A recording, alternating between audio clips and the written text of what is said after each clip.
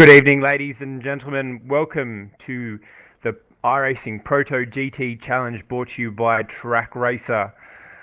I am your host, Daniel Bryant. Joining me tonight, Clayton Brooks. How are you, Brooksy? Good, thanks, Daniel. G'day, everyone. Good to see you back, mate, steering the ship. Yeah, I'm definitely glad to be back. I was kicking myself that I had to miss out on last week's race at Bathurst. But, unfortunately, real life things got in the way and destroyed my Sunday. But that's okay.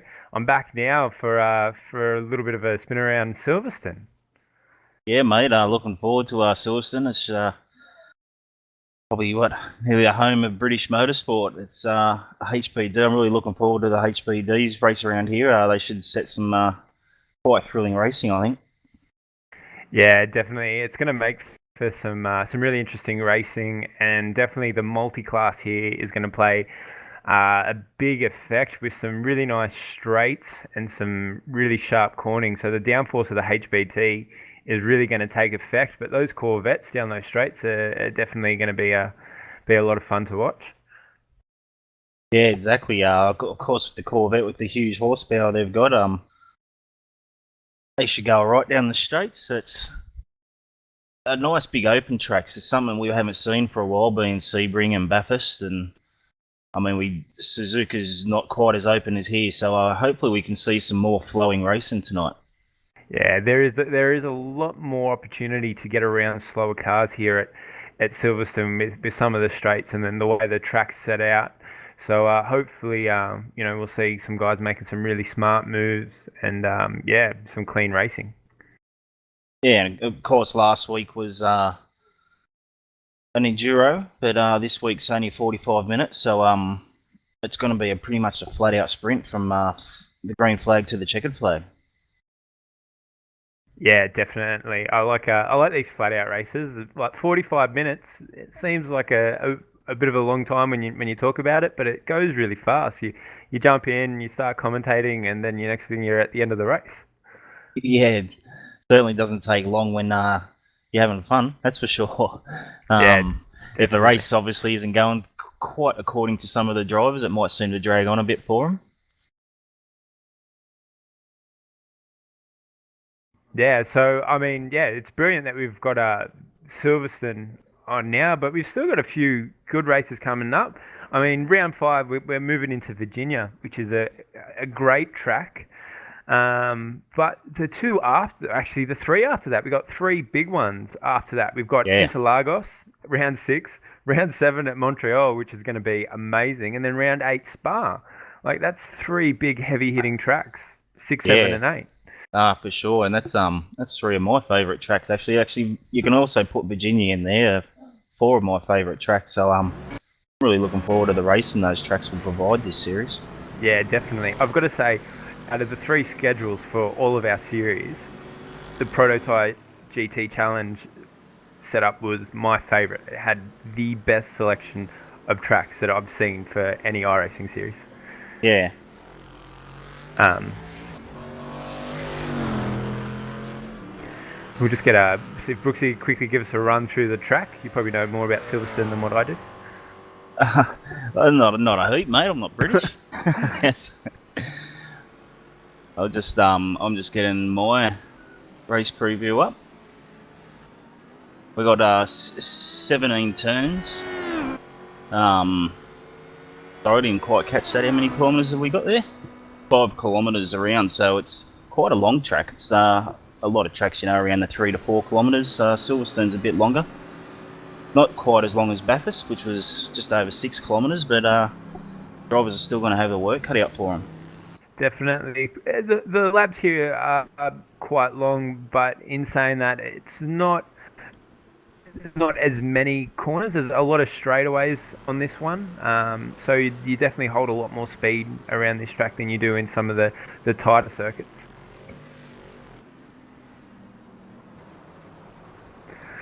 All right, let's quickly run through the grid. So for the prototypes, we've got Anthony Kernich in first, Steve Honan second, Reese Gardner third, and Barber fourth, Paulo New fifth, and Daly sixth. Joshua Burden in 7th, and I've got to say, it's brilliant to see Josh out there. Fantastic season for him over in Europe with the Euro NASCAR. Also a few tests in some open wheelers, and I think he Yeah. did a test over in the USA in the NASCAR, and they were pretty impressed with his speed. So definitely a ripper season for him on an international level. Unfortunately, we don't see too much of the international stuff, but on an international level, Josh Burden's been ripping it up. And hopefully moving into next year, all the best things for Josh, and we'll try and keep you up to date with what's going on with Joshua. Craig Dorr 8th, Matthew Barron 9th, and Neil in 10th. And the GT1s only got the 7 cars in tonight, but we've got Wayne Burke from Multi 21 Racing off the pole.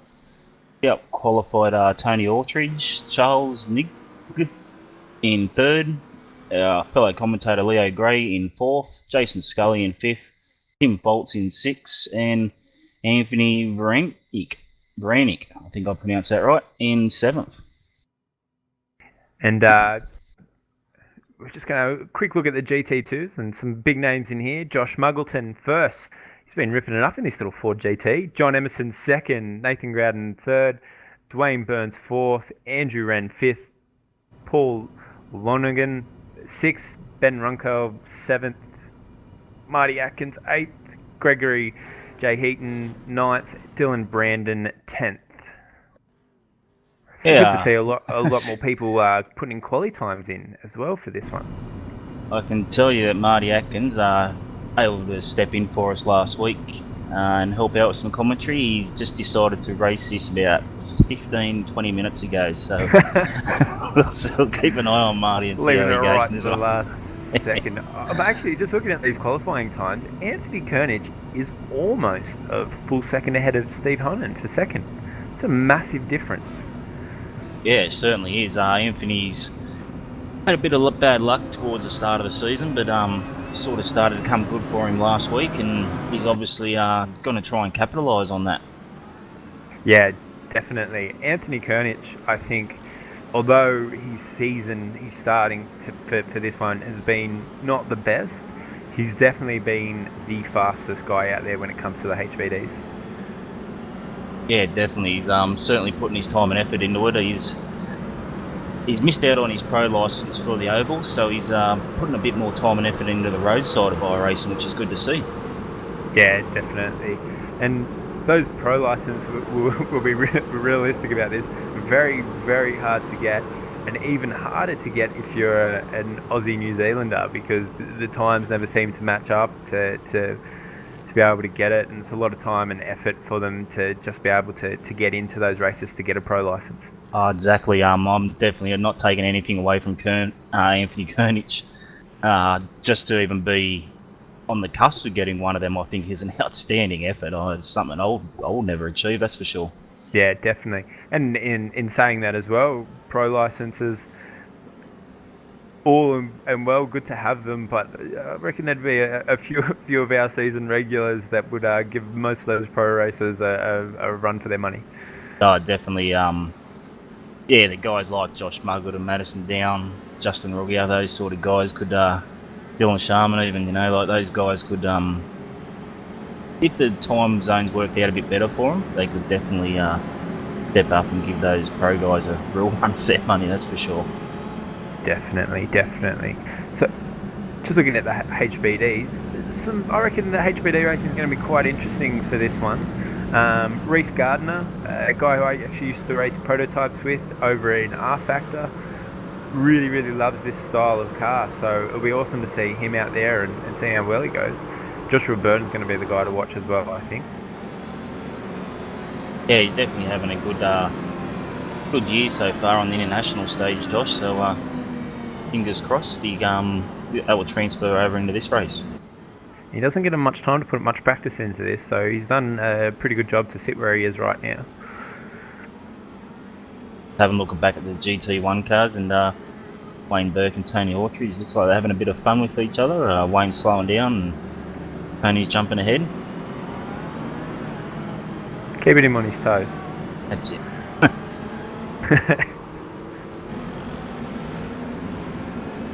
And of course, back in the GT2 cars, Muggo's got the controlling those guys a bit further back. Going to be a good battle, I think, between Muggo and John Emerson tonight. Yeah, John Emerson definitely seems to find his speed in these GT style cars. So yeah, he's definitely the man to beat when it comes to these kind of cars at the moment. He's really put from the McLaren and now switching over to the Ford GT. Massive effort into that car. We're getting ready to go green here. Safety car to pull in and release the HBTs. Green flag. Anthony Kernich is off. Great jump there from Anthony Kernich. Absolutely blasted Stephen, and looks like Reese Gardner is going to go off the inside. All the HBDs get through the first corner quite cleanly. Yeah, you're able to see that. A bit of a shake at the back there. Able to see a bit of a run-off area there at turn 1 for them.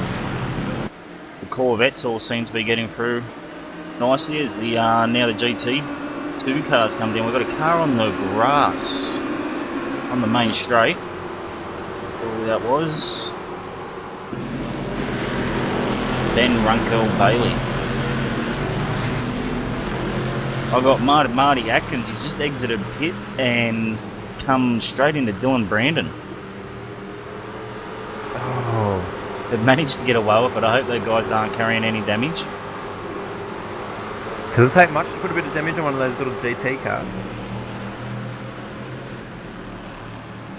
Anthony Kernich has opened up a demanding lead in this opening section of Silverstone, hasn't he? It's massive. We shouldn't laugh, but he's really he's just told the whole field in that first half a lap exactly his intentions for tonight. Yeah, he's just put the pace down. Talk about frightening pace to start it off with. All these other guys have got a lot of talent that are behind him, but a nice little battle pack happening there behind him with Reese Gardner, Gavin and Paul all having a nice little battle. It's a fun car to drive around here. You come up through the Beckett section of the track and these things just stick to the road like glue. It's a real fun part of the track to race these HBDs around. Yeah, Silverstone is definitely a track that is built for high downforce. Got Tony Ortridge leading Wayne Burke, the pole sitter for the Corvette. Wayne Burke sitting on him coming down this straight. Definitely not letting him get too far away. Anyone at home watching, turn the volume up and listen to these Corvettes. I absolutely love the sound of these engines. Yeah, they're definitely probably one of the meanest sounding cars that we've got here in racing.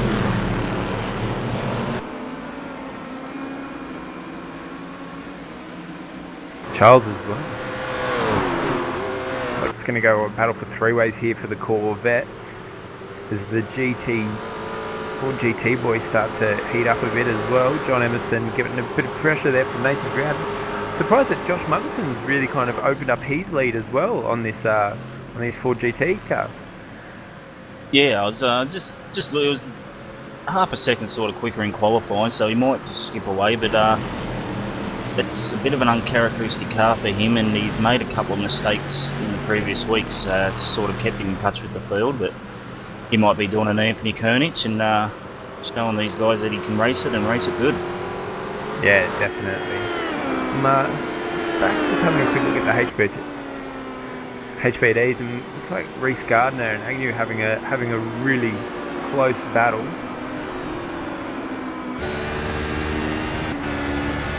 Paul Agnew's not letting Reese get away. No, definitely not. Reese has been putting a lot of... Reese has a massive moment. Very, very scary there for Reese. Reese has definitely put a lot of time and effort into this HBD. Loves this car, loves this style of racing. I think he was one of the most excited people when we said that we were going to switch over to this Proto-GT challenge. Of course, he's our pit lane reporter of a Monday night in the V8s. And does a fantastic job. He does. Make sure we get all the inside scoops, whether they're true or not. That's not up to us to decide. And reports of Jason Scully's having something's happened to him. He's just having a look now. He looks like he's hobbling along a little bit there. I'm just going to pull up the race recall replay and get that on our screens. Yeah, he's come through turn 1, and on the exit he's got that Got the what do you call it? Grass on the outside there, and it's just spun him around. Easy enough to do. Not actually grass, the artificial grass. That's what I was after. Ashtray turf. I'm surprised hearing our director feed that our director knows words that big. Yeah. It's good to see Tim Foltz out there. He made an announcement during the week that he was going to step away from racing and look after his team, which is Multi 21, and it's good to see him still going to have a bit of a race every now and then.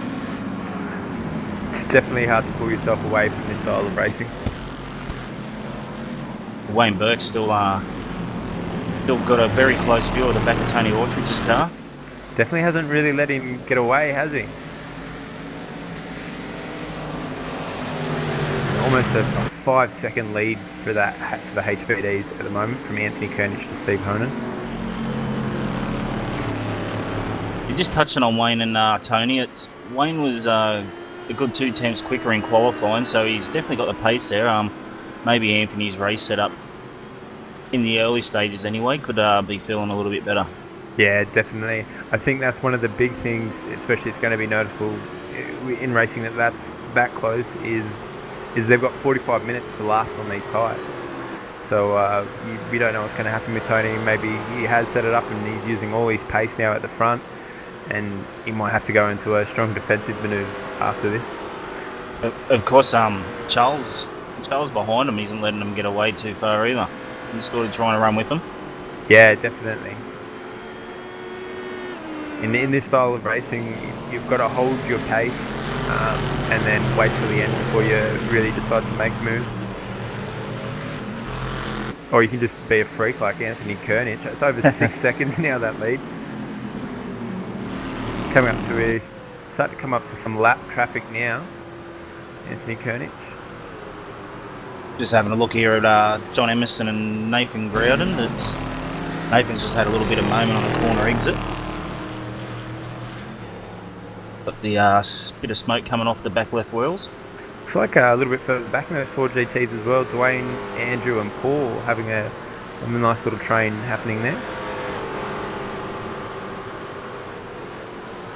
Yeah, of course, Paul and Nathan, same team. They'll be running probably the same setup in those cars.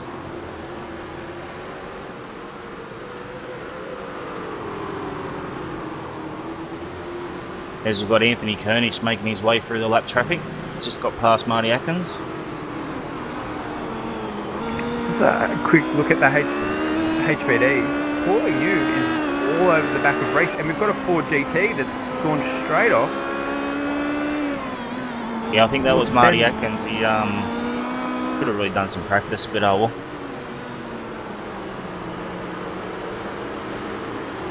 So we've got Paul Agnew is all over the back of Reece Gardner. Yeah, he's got a lot of grip. Reece trying to defend himself all the way through the corners, trying to take it out wide. Who can get in the run? Paul Agnew really looks like he's got the speed. Got a run on him now down the main straight.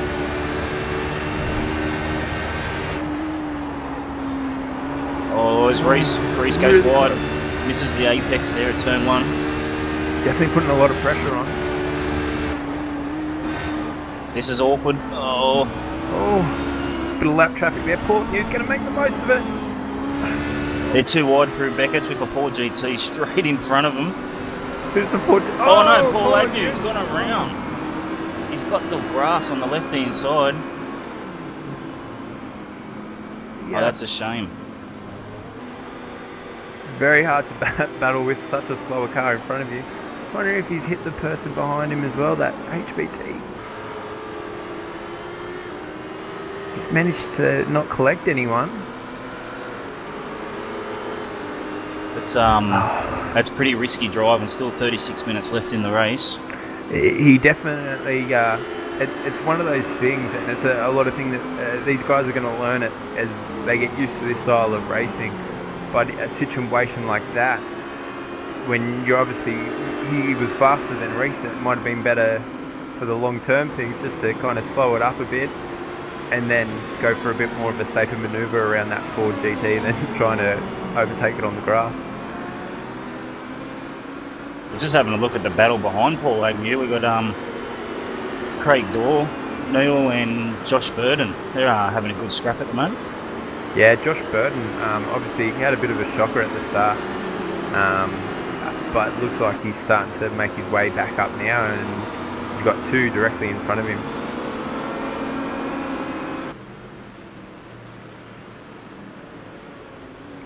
Mucko's opening up, still the only 4GT. Oh, well, he's about to get lapped, but yeah, nice little lead there. As Anthony Kernish goes blasting past him.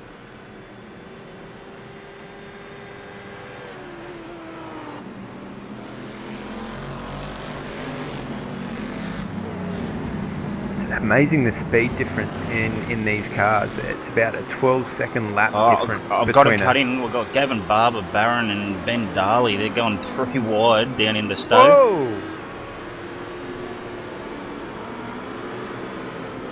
They're still battling. That races. Matty Barron's managed to come out of that in the lead of these three, but I'm sure Ben Darley and Gavin Barber's going to have another crack.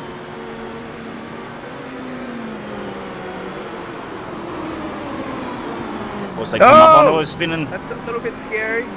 Is that Nathan Groudon's had a spin right in front? That is not what you want to see. No, that was quite scary. He did very well not to make sure he didn't take out any HPDs behind him. We'll just pull up the race recall, and he was in a good battle as well for second position. Yeah, with John Emerson. So that's a sigh of relief for John Emerson. Just relieves that pressure a little bit. There's easy enough to do, just going a little bit too hard, especially when you've got a bunch of a lot faster cars barreling behind you. I know exactly what he would have been thinking, to get through that left and right so he could let these faster cars through, but oh well, them the brakes. Yeah, Matthew Barron seems to have broken away a little bit now and is in the hunt of his teammate.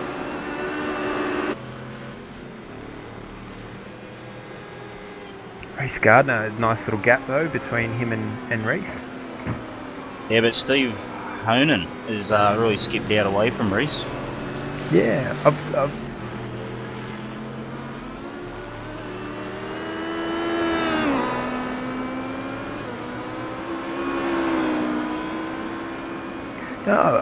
I'm just having a quick look over Reece's lap times. He seems to have dropped off the pace a little bit from, he was doing mid 130s in the first few laps, and now he's in the high 30s, low 40s, so hopefully he finds a little bit of pace and gets back on it.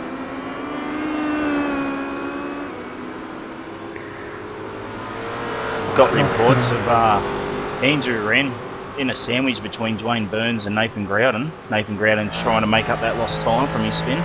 He's got a little bit of work to do to get back onto to at least the podium finish here. We've got the chopper following these guys. You can see the different lines on some of the corners they're taking. So Nathan Groudon's definitely using a lot more of the track, and he seems to be hitting the apexes a lot better than these other guys, really hugging it in there to get maximum speed out of these corners. But definitely still hard to get around them.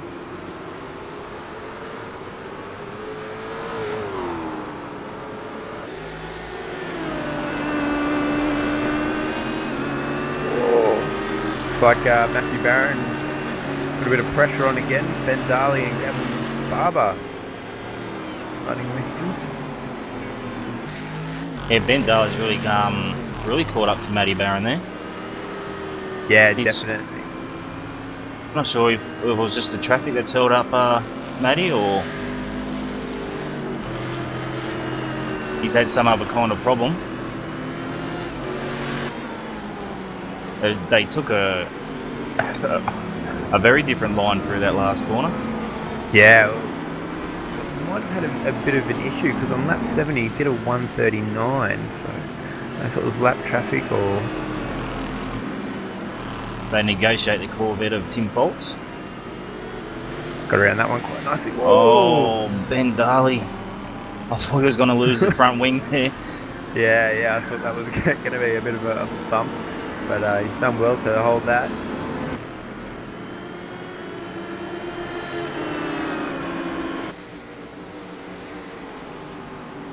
I was going to touch on Daniel, that Tony Autry just sort of pulling a gap from Wayne Burke, so turned that he wasn't able to grab the pole, but he's really putting the pressure on Wayne now to keep up. Yeah, and it's one of those things. It's hard to keep an eye on everything, but you know, it can come down to something as simple as catching up to lap traffic in the wrong spot, and it's going to put you behind. And there's not much you can do about it if you catch up to the traffic in the wrong spot. You just kind of have to cop it. Yeah, that's mixed racing, but of course Wayne can't ease off at all because he's got Charles still right behind him. Yeah, Charles still sitting right behind him. As the three of them make their way past Marty in the GT2 car.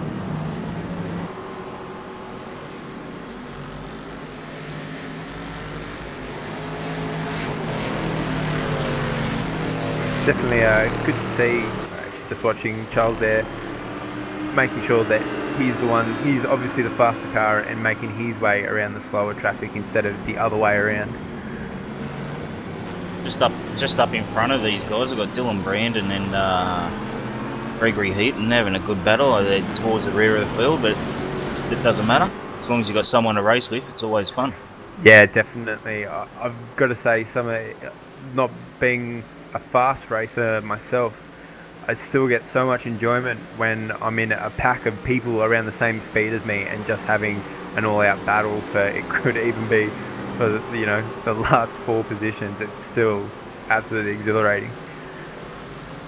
We're not even halfway through this race yet, and Anthony Kernich has nearly a 15-second lead. Yeah, absolutely amazing to see Anthony Kernich be so dominating. He's having it so far, not to jinx him, he's had a lot more luck when it comes to lap traffic this time.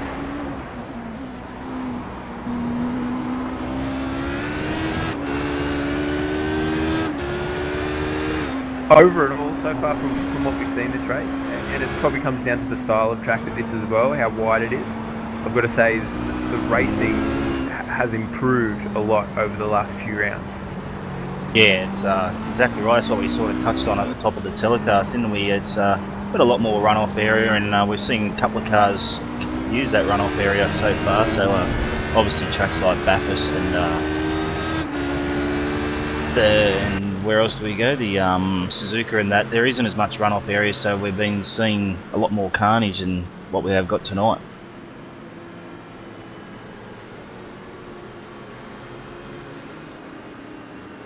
Oh, jeez. Poor HBD's absolutely going nuts. Squizer's got a nice little train happening behind him. And Paul also Agnew. in the Ford GTs, we've got a battle still going on between Dwayne, Andrew and Nathan.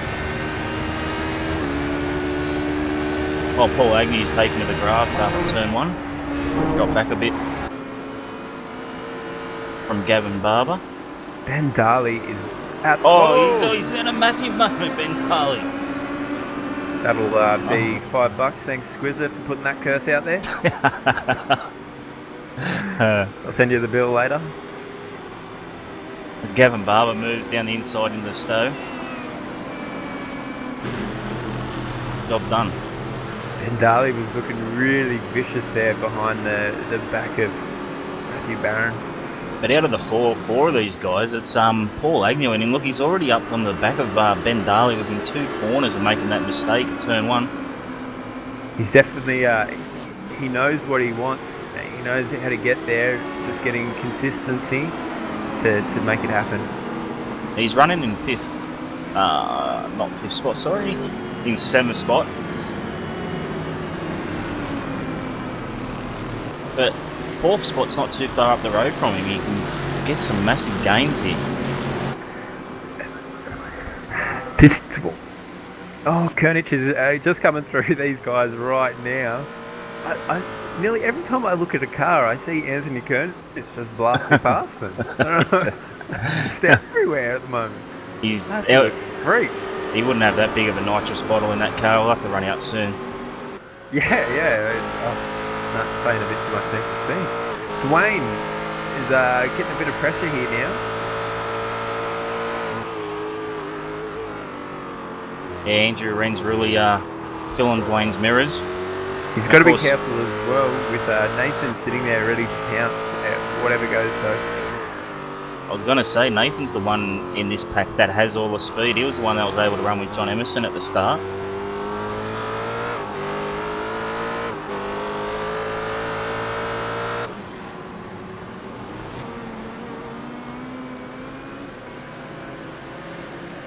We'll bring up the gains and losses on the prototypes. Top 3 held station.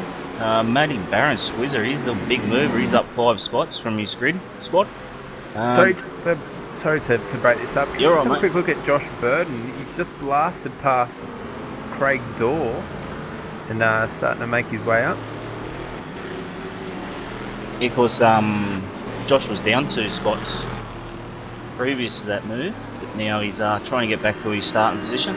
It actually looks like he's found some pace. Having a look at his lap times, he was sitting at those high 130s. It's starting to drop back down to the 136, so he's starting to get a bit more comfortable with the car. As he gets more comfortable, he'll get some more consistent lap times out. And the GT1s are the 2 have swapped spots. Tony Autry's moved up 1, Wayne's moved down, and the only other, Tim Foltz has gone down to last spot in that class, and Anthony's moved up 1 spot into 6.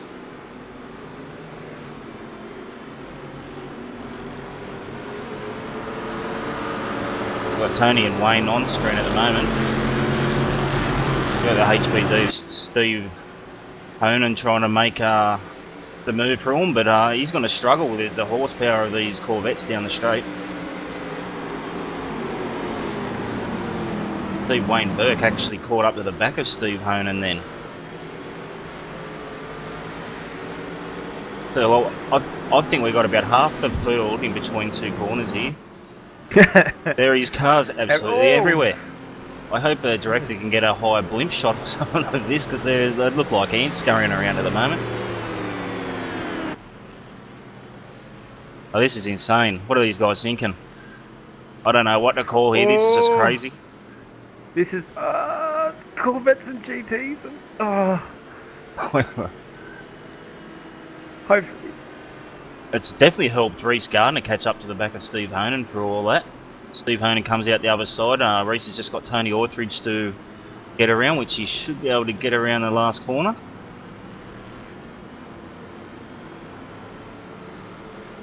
I've got Paul Agnew's all over the back of Ben Daly, who's all over the back of Gavin Barber, who is all over the back of Dwayne Burns. And they're going to go too wide down the main straight. Me commentator's falling, my fellow commentator's falling off his chair. He's laughing at this so much. This is just, I just can't believe how everyone was all there at once. I'm actually surprised that we did not see just a massive... I don't think there's been a car contact throughout all that. Terrific driving by the guys. Tony Autridge has got 3 HBDs sitting behind him at the moment, trying to work out how to get around. And they probably won't get him down this straight. It's a huge run out of that Corvette. Yeah, those Corvettes, the initial acceleration of the HBD will get him, but when you're holding some speed... Under brakes, 2 wide, 3 wide. And out of all that, Tony's really got a gap back to Wayne Burke. He was hampered the most. If he's got Charles all over him now. And a little bit further up, Swizzer now can taste the podium with Steve Honan right in front of him. Reese Gardner's moved up to second. He's going to be absolutely ecstatic at the moment, but he's going to need to control himself. He's still got a little while to go. Yeah, just having a look at Steve's, looks like he's had some sort of misfortune there. He's that's the last lap around was 10 seconds slower than his previous best, so had a big misfortune there somewhere. Might have been all that traffic. Yeah, definitely.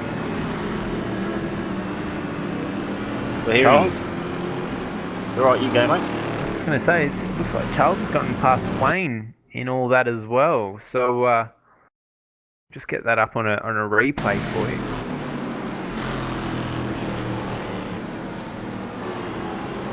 Wayne.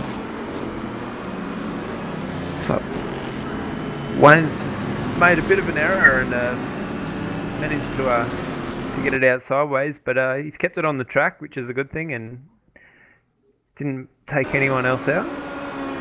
Yeah, no, he's done well. Done well to keep that on the track. It's one thing you got to do. You want to race at the top, you just got to do those consistent lap times. It's those little mistakes that drop you back, and they're taking him another 10 laps to gain that time that he's lost. Yeah.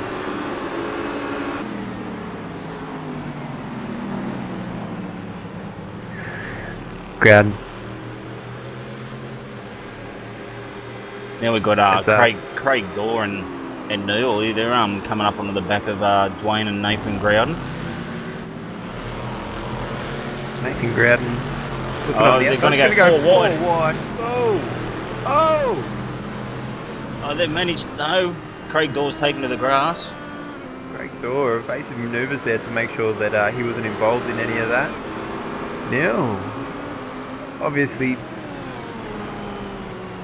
a bit close there. Good to. That's what I really like about this mixed class race, and it's not about just going flat out all the time. It's about being able to negotiate traffic, whether you're the slower traffic or the faster traffic. We've got Anthony Kernich. Guess how far he's the front now? 20 seconds. This is ridiculous. This guy is just running a race of his own. He's just like, oh, I'm just going to come out here, I'm going to do some laps, and you guys can battle it out for whatever you want. Just absolutely brilliant.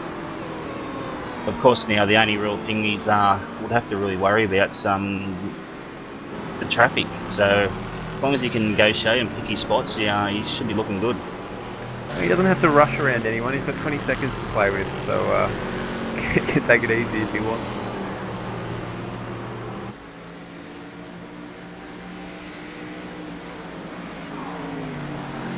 I'm just having a look at our boy Matty Barron. His fastest lap was actually his last lap around with a 1:34.8. So he's found some pace in this little car, and he's starting to really hunt down Steve. Yeah, of course. Steve blinked and I missed him there, but Steve's been sort of doing around the 34s, 35, 36s.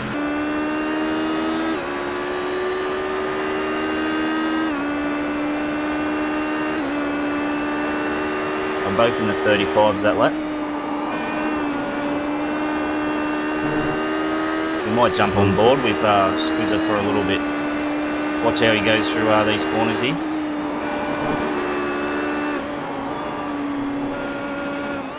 And just advance as well, when you watch this on a replay, Squizzer, if you do have an accident with Sebastian that put the camera on you, we did not encourage that.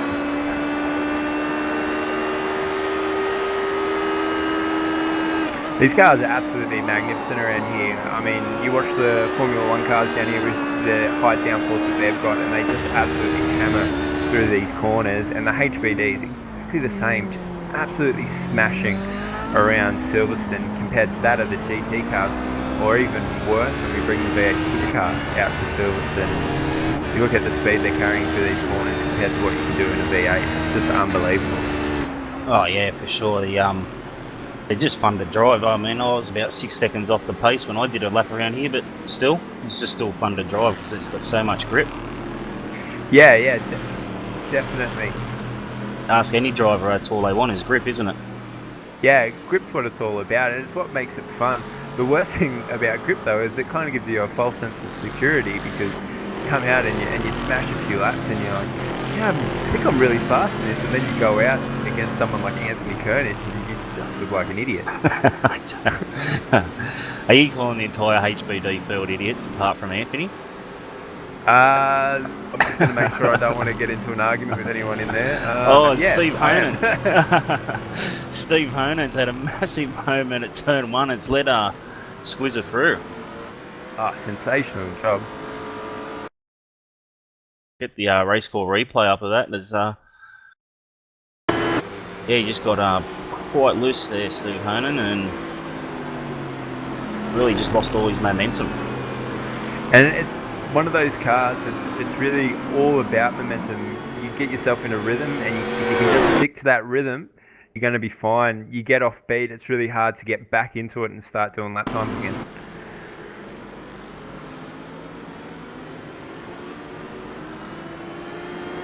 Nice little battle here with Agnew, Barber and Darley. Oh, I thought Agnew was going to run in the back of Tim Foltz there.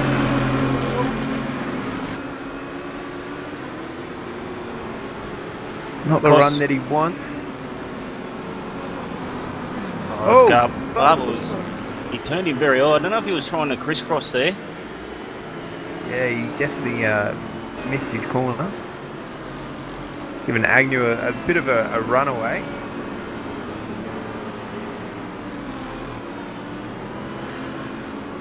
What surprised me, Agnew at the start of the race was doing great lap times. I don't know if he's suffered any damage somewhere, but in saying that, his last lap round was a 35, sorry, lap before was a 34. He's, I think he's one of those drivers who's just had a few things that haven't gone his way, and it's cost him this race. And again, it comes back to the same thing that we've seen week in, week out. It's all about consistency in these cars and making sure you're hitting your marks. You know, you can do fast laps, but if you make a mistake, there's definitely someone there to pick up the scraps. We'll touch on the GT2 class. Muggo's out for 22-second lead. Just made way to let Wayne Burke through there in the Corvette. Yeah, definitely dominating in that Ford GT at the moment.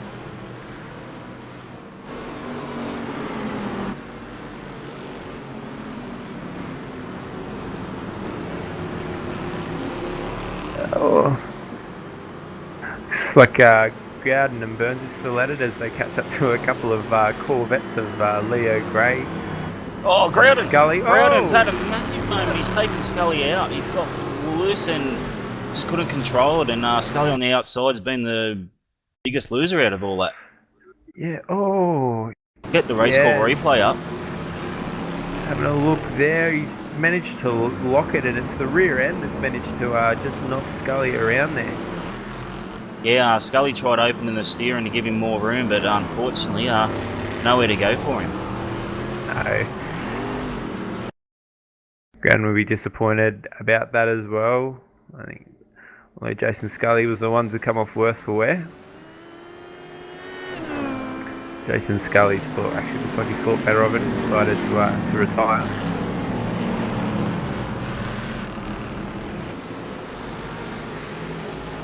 Oh, we got a bit of a battle. We got your teammates, Daniel. We got Squizzer catching up to Reese. It's just slowly and surely with 12 minutes to go. Could get on the back of Reese by the end of this. Squizzer's found some pace at the end of this race. Definitely there's good mates as these guys are. There's going to be no love lost out on this track. They're both going to want it. But, I mean, both boys should be happy with themselves. They're both sitting on podiums at the moment. I was going to say, when was the last time Dynamic had a double podium? It's been a while, and I know it's been in a broadcast race, especially for Reese. I don't think he's ever had a podium in a broadcast race, so it'll definitely be good to see Reese take a podium in this one. Yeah, no, he's definitely someone that deserves a podium. He puts a lot of effort into it. We better stop talking about all the commentators curse. We'll get both of them. Yeah, I'm going. If one of these Dynamic boys have an accident, I'm going to get some very abusive messages on Facebook. So we'll go and have a look at someone else. We got Paul Agnew and Steve Honan. Steve Honan's really struggled to get back up to pace. He's got a few of them now starting to hunt him down. Yeah, I don't know if he's may have burnt his tyres up too much, or Doesn't seem to be able to punch out the lap times that he was. Yeah, it definitely goes to show how different it starts to change over a few laps. You know, some of these guys are finding their speed at the end of the race, and the other guys are starting to drop off. And of course, we're going A couple of we're going to 3 GTs wide. get around. That's huge. This is going to be 4. This is going to be 6 wide in the Stowe. The GTs have done good to get out of the way. Yeah, Ben Daly took a massive run down there on those GTs. Yeah, Paul Agnew was super good under brakes there. He just wanted to get in and get out of there as quick as he could, I think. There's Nathan Grouden actually all over the back of Wayne Burns.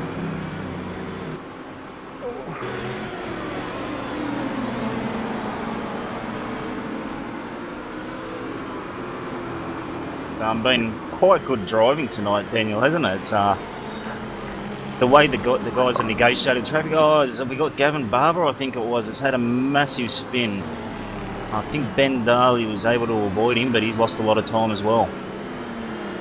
Yeah, I mean, he's struggling to. Gavin Barber is struggling. Oh no, he's got with 2 car. GTs coming. Oh, they come around the corner and had a HBD facing the wrong way. That's going to be a scary moment. We'll bring up the race score replay. Maybe our director can go on board with one of those GTs that come around the corner. Frightening moment there for a GT car.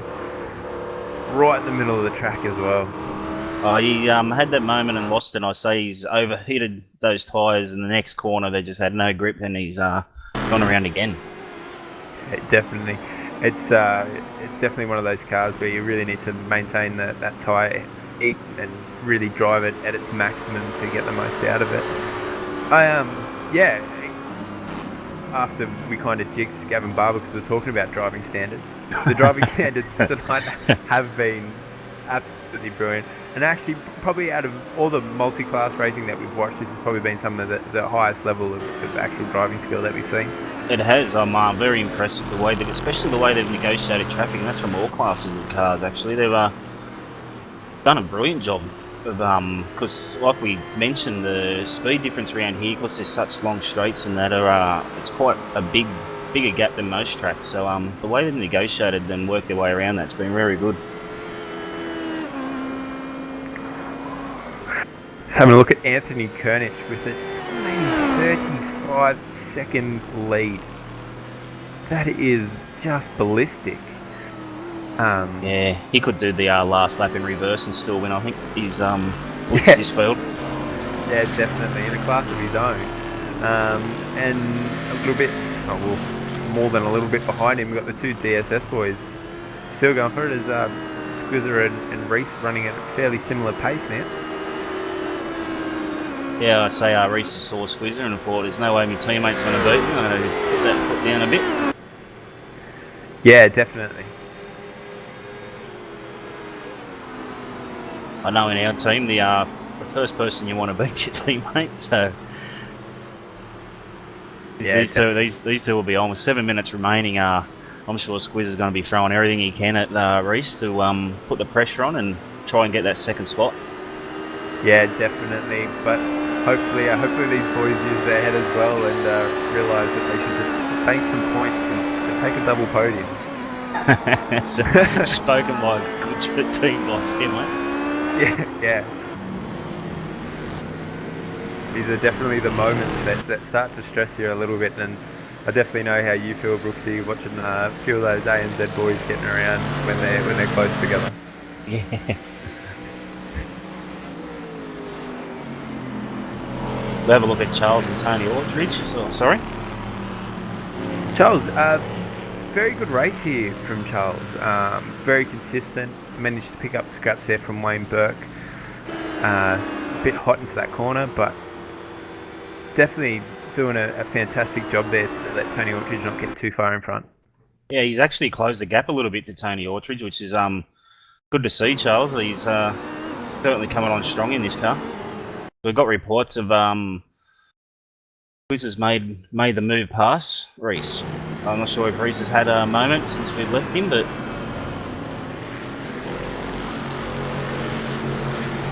getting the race replay up, he had a bit of a moment out of the last corner coming on the main straight.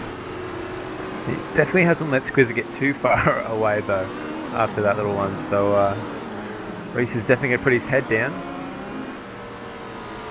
Would they be communicating through their team speak, or will it be pretty silent, you think? I would think that Reese would be talking a little bit. I'm racing with Reese in HBDs in R Factor as a teammate. He's very good at giving feedback. He's really good at setting up these cars as well, so he's probably trying to feed information back to Squizzer. But also, yeah, he'd be telling him if he's gotten pace and if he's coming through. And if they don't and they take each other out, well, I'm sure there'll be words afterwards.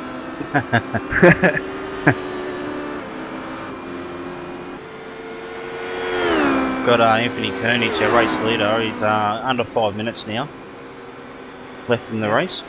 Yeah, Anthony Koenig's last lap was a 1:33.854. That goes to show how much pace he's running with around here. Oh, Craig Dawes had a moment in front of Dwayne Burns. Dwayne managed to avoid it and has carried on. Oh, wasn't that close though? Yeah, you will get the replay up, the race call replay, and you can see, I don't know what it is with the Ford GTs. All these HBDs seem to want to do pirouettes in front of them tonight. Yeah, they're little ballerinas, but they've done well not to take each other out. Got Anthony Koenig coming through lapping This lap Neil, and he's about to lap Craig Daw. is about to get a bit interesting up the front here with these HBDs. As Paul Agnew is about to attach himself to the back of Reese Gardner.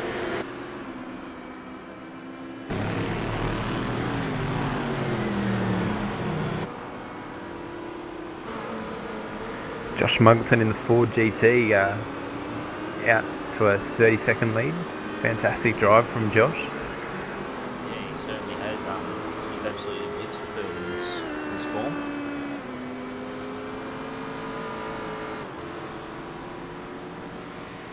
Charles G in the Corvette as well, right behind the back of Tony Aldridge. Oh, have a look at these HBDs. There's Paul Agnew right behind Reese Gardner as they all struggle to get around the Corvettes. Yeah, Paul Agnew had to go shallow into turn 1. Dropped a little bit of time from Reese, but Wiz is doing a good job of able to hold Reese and Paul off as well. This is going to get quite interesting because they're about to come to some more backtracking here with the Corvettes. And this could all come down to where they catch up to these Corvettes, to how this will play out. Yeah, and these two Corvettes, they're the leaders of that class, so they're not going to want to give up any time. They don't really care about the HBDs. They want to win their class. Yeah, exactly. They're in a nice little battle of their own. Oh, all these HBDs start barreling down. Getting reports that Wayne Burke, who was third in class, has disappeared from the circuit.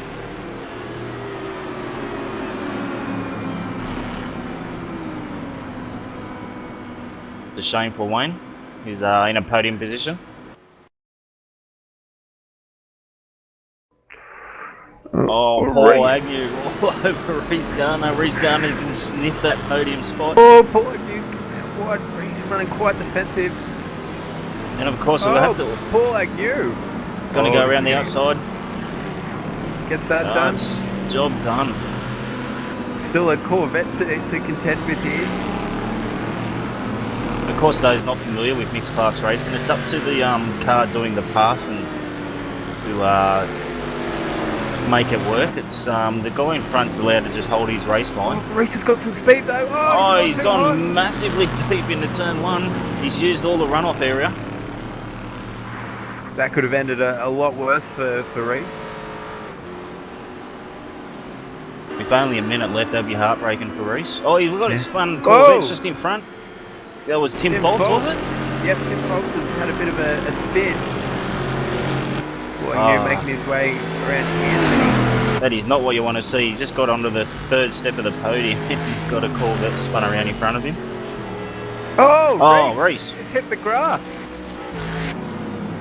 Gone for a bit of a spin. That's unfortunate. I think he was pushing a little bit harder to try and get back onto the back of Paul.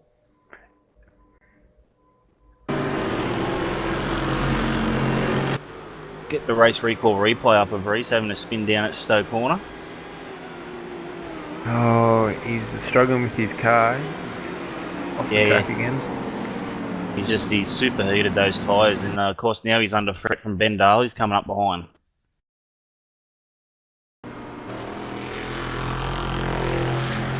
We've got Anthony Kernich. He would have taken the white flag that last time around. So it's the last lap for all these guys.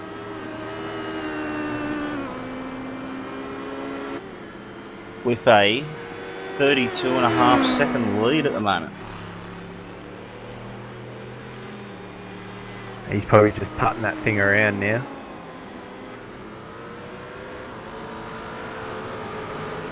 Of course, he should be right. There shouldn't be any dramas we can get into the end on fuel or anything. So, no pit stops in this race. It's been a sprint race.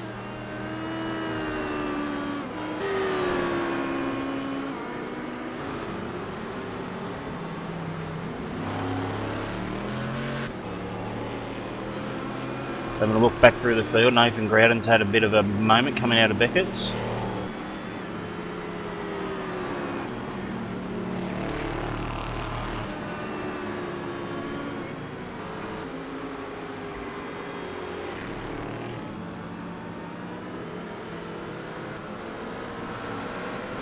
Got Anthony Kernich coming around the last corner, about to take the checkered flag, and terrific win by Anthony. He's done absolutely everything right tonight. Everything seems to have fallen into his favour for a change. So he's going to be absolutely stoked with that result. Absolutely dominated him from the first lap. He just opened up that gap, and yeah, he's had a brilliant race. We've seen actually a fair bit of him in this race because every time we've looked at other traffic, he's there flying past him. But sometimes you can be a victim of your own success. If Madison was a bit like that last week at Bathurst, he was out in front, so he doesn't get much coverage. There was nothing really to see of him. Yeah, exactly. We've got Tony Autridge. He's coming around leading the Corvettes. Got the HBD of Reese Gardner right behind him. Terrific win by Tony in the Corvette. He's really sort of shown his race pace. Good class for him tonight. Yeah, definitely. And that fella coming in right behind him in his class as well, Charles. Fantastic race by him. Definitely showed some pace and definitely some class in that Corvette. So it's definitely going to be interesting to see how he develops through the season as well. Yeah, of course. And another one, we've got the GT2 of Josh Muggett, and he's sort of come around to the last 3/4 of his lap, and he is actually, I'm pretty sure, I think he's lapped the entire field. Is that right? Wow. Is that what me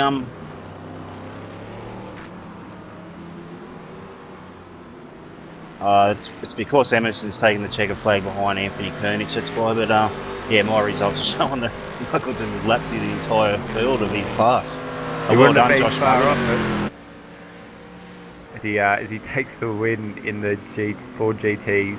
Absolutely brilliant drive there from Josh Muggleton. Dominating win in that series as well. Yeah, no, absolutely blitzed them in that race. It was good racing tonight, quite clean, and I said before, very impressed with the way the Gawler guys negotiated the lap traffic. Yeah, definitely, probably, I'll say it again, probably the best multi-class racing when it comes to driver skill that we've seen in any multi-class that we've broadcasted, and probably any multi-class race that I've been involved in. These guys have done a fantastic job, and they're really starting to find their straps and how this all works, because this is really new to the Australian New Zealand guys. So it's great to see them out there and doing a fantastic job. Great job from Anthony Kernich tonight, absolutely dominating in that HBD. Matthew Barron though, Squizzer, I think is probably the guy to look out for in that HBD, because he come on really strong. Yeah, he certainly did. The HBD results are up. We've got Anthony Kernish taking the win by a massive 36 seconds over Squizzer. He was able to hold off Paul Agnew, who was in third, Steve Honan in fourth, Reece Gardner in fifth. In sixth was Gavin Barber, and Ben Daly was in seventh. And a lap down, we had Craig Dorr, Neil, the Bruin, and Joshua Byrne. The GT1 cars, Tony Autridge, fantastic job by him tonight. Closely followed by Charles in third, Leo Gray. Fourth, Anthony. Fifth in faults. Unfortunately, dropping out of in that class, Wayne C. Burke in sixth and Jason Scully seventh. Unfortunate there from Wayne Burke to I've be got dropping out a after such a great job. I got a message through. He actually done the 17 incidences, which disqualified him from the race. Of course, for people not aware of it, and now iRacing's brought in more than 17 incidences in a race, and you get disqualified. And a HBD actually accidentally tagged him and gave him 4 incident points in one spot, and it disqualified him 3 laps from the end. Yeah, absolutely devastated about that. Oh, it would be. I'm sure he was aware of what his incident count was at, and to have someone else run into you to send you over the edge, that would be devastating. We got the GT2 results. Josh Muggleton has it wasn't an entire lap, but the results are shown as a lap in front of everyone. If John Emerson in second, Dwayne Burns in third, Nathan Grouden in fourth, Andrew Wren in fifth, Dylan Brandon sixth, Marty Atkins in seventh, Gregory Heaton in eighth, Paul Lundgren in ninth, and Ben Runkle Bailey in 10th. Yeah, great little field out there tonight. Definitely, these guys are stepping it up, and we're only at the start of this season. So yeah, definitely, I'm excited for the next few rounds. And talking about the next few rounds, next week we're off to Virginia. Yeah. So that should be a lot of fun. Of course, you don't have the runoff there. It's all grass surrounds that track. So yeah, the guys are going to have their thinking caps on, that's for sure. And it's a pretty skinny track. Yeah, that's not much room to move around in that one, so it's going to be a little bit tougher on the guys. But then, obviously, moving into tracks like Interlagos and Montreal, going to be absolutely brilliant for this mixed class style of racing. So I'm looking forward to those. But I think we're pretty much ready to wrap this one up and call it a night. So thanks for joining me, Brooksy. No worries, mate. I quite enjoy watching these races. They're good fun. Yeah, definitely. A brilliant series to watch. Tomorrow night on v8sonline, we have Phillip Island in the V8 Supercars. Yep. 23 laps. Pretty pumped about that one. What are your thoughts on that, Brooksy? Oh, yeah. Phillip Island's a great track. It's a real flowing track. Been a heap of people practicing this week, so I'm expecting all the top guys to be racing tomorrow night. It should be really good.